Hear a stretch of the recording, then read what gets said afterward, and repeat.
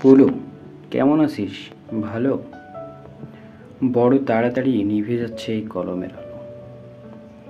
মাঘ কুয়াশার চেয়েও ঝাপসা হচ্ছে অক্ষর। কোথা দিয়ে কেটে গেল রে এতগুলো বছর? যেন রেলের চাকায় বেঁধেছিল কেউ দিন ঘড়িটার কাটা। অনেক কষ্টে জোগাড় করেছি তোর ঠিকানাটা। এই দেখ, পরিচয়টাই দেওয়া হয়নি কথায় কথায়। চিনতে পারছিস? 446 অপূর্ব কুমার রায়। তোর সাথে শেষ দেখা নাগপুর কলিয়ারি। তারপর জানিস, খুলনা গিয়েছিলাম অপর্ণাদের বাড়ি। খুলনা তো এখন বাংলাদেশ। ওখানে কে থাকে? আমি ছাড়া এখনো কেউ তোকে পুলু বলে ডাকে? কাজল এখন বিয়ে করেছে, চাকরি করছে কলকাতায়। সেসব যাক, এবার আসি যে জন্য চিঠি সেই কথাই। জানি না কোত্থেকে শুরু করব, ঠিক কোন দুঃখ ভোগ। তোর সাথে প্রায় 30 বছর পরে তো যোগাযোগ। তুই বলবি সব আমার দোষ। রাখিসনি কেন যোগাযোগ? যোগ আর যোগ রাখবো কোথায়? আয়ুকালে শুধুই বিয়োগ। 6 দিদি, 10 বাবা, 17তে গেলেন মা। আর 22 বছর ফাগুন মাস, সেদিন গেল অপর্ণা। আর শুধু ওরাই নাকি, কয়লা ট্রেন, দুঃখ পুকুর, গরুর গাড়িটাও ছেড়ে দিয়েছে কাশফুলে ঢাকা নিশ্চিন্তপুর। বাবার উপর টান বলতে খুব রোগা আর পলকা দড়ি। বাবার উপর টান বলতে খুব রোগা আর পলকা দড়ি। রোগা দড়ি হেঁটে নামতো কাশীঘাটের 64 সিঁড়ি। বাবার আর লেখা হলো না গ্রাম জাগানো মহৎ পালা। দীর্ঘশ্বাসে চাপা সংলাপ শুধু শুনতে পেল গণেশ মহলা। এখন মাঝে মাঝেই স্বপ্নে আসেন।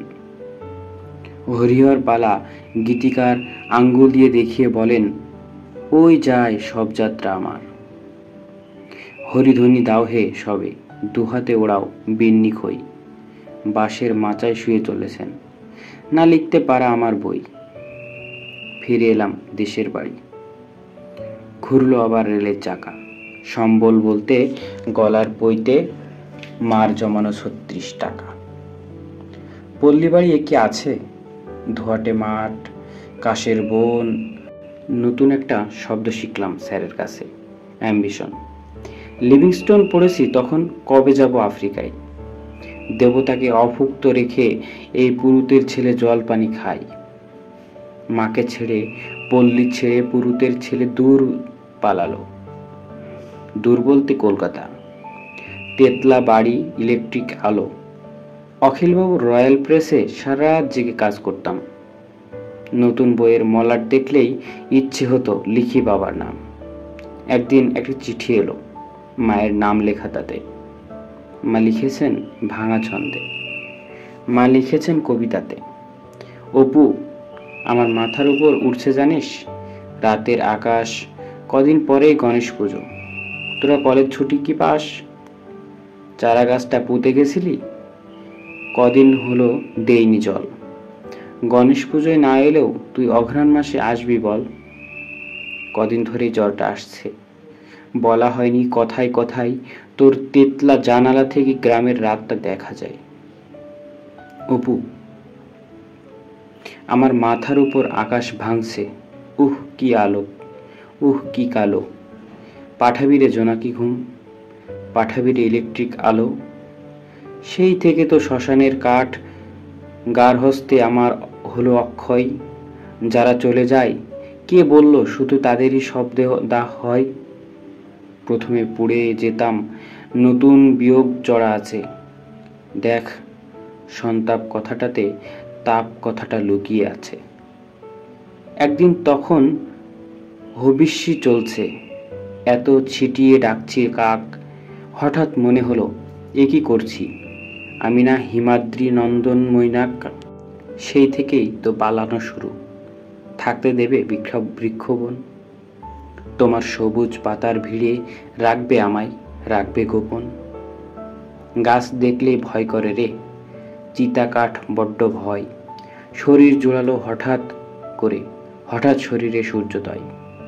মা অপর্ণা মুছে গেল ওদের মুখের টুকিটাকি, বলেই ফেলল, অপর্ণার ছবি হাঁ করে দেখছো? আমি নতুন নাকি? পুলু, একটা সত্যি কথা, এবার তবে বলি তোকে, আমি মরে যাচ্ছি যন্ত্রণাতে, আমি মরে যাচ্ছি বিচ্ছেদ শোকে। দিদি, বাবা, মা, অপর্ণা এরা না, কার কথা বলছি জানিস?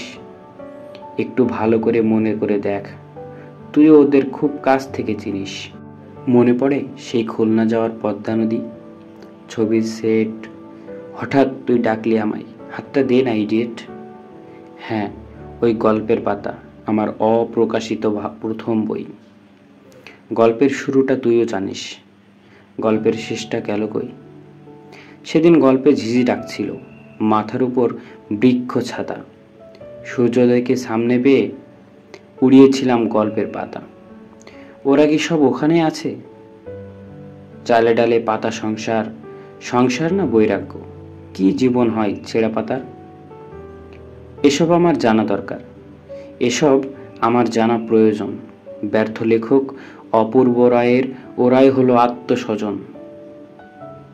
ওরা আমার সাথে বসে ওঠে আমার কাছে, ওরা আমার সাথে বাসে ওঠে, আমার সাথে অফিস করে, শুধু পিছন ফিরে দেখতে গেলেই ওরা বৃক্ষবনে লুকিয়ে পড়ে।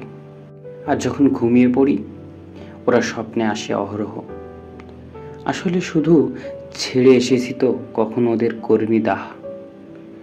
এখন আমার মায়ের বয়স, সন্ধে হলে আসে জ্বর। বাবা বসে জল সেক দেয়, বলে, অপু, লেখাটা শেষ কর। পশ্চিমের টিকিট কেটেছি, ভোর হলেই রওনা হব। খেলনা মুখোশ, কলের গাড়ি, ওদের জন্য কি নেব? গল্পটা যদি জিজ্ঞেস করে, এতদিন পর তুমি এদিকে, আমি তাহলে সেদিনের সেই অবাক করা সূর্য ডেকে সব অধিকার ছেড়ে দেব। লেখক পিতা সব লেখক শর্ত বিনিময়ে ফিরে পাবে ওরা শৈশব। গোপন বলতে নিজের কাছে একটা নাম রাখবো শুধু, পিতা নয়, লেখক নয়, স্বার্থ নয়, শুধু বন্ধু। চললাম পুলু। জনাব, তোকে কি দেখলাম ছেঁড়া পাতায়। ভালো থাকিস, বইটা ছাপিস। ইতি।